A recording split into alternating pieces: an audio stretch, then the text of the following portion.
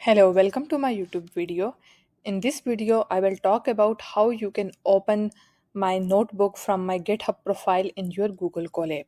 So let's start. First, you have to click on File. In File, just click on Open Notebook.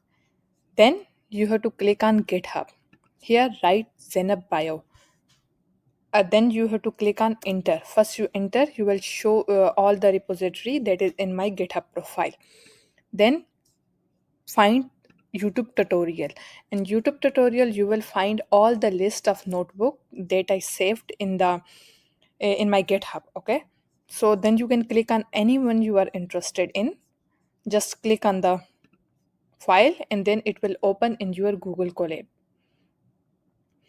First, when you open my files in your Google Colab, then you have to click on the runtime. In runtime, you have to change the runtime. If you are working on the, if you open my R notebook, then here you have to select the language R.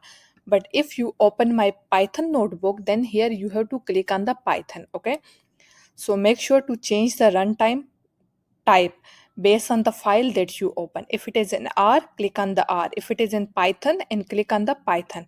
Then here click on GPU and then save this. Okay, once you save this, then you can run all these code in your notebook.